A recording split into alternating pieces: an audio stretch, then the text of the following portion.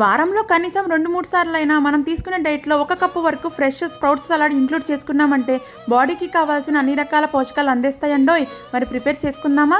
ఇక్కడ చూపిస్తున్న ఇంగ్రీడియంట్స్ అన్ని 1 కప్పు కొలతతో తీసుకోండి.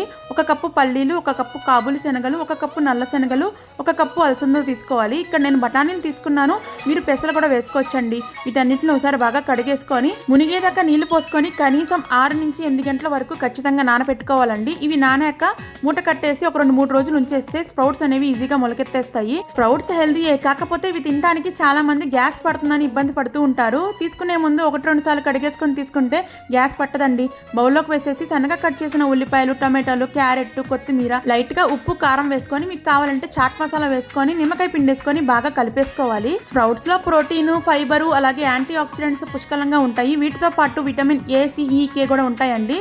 సో దీన్ని డైట్ లో ఇంక్లూడ్ చేసుకోవడం వల్ల హెల్త్ కూడా చాలా మంచిదండోయ్.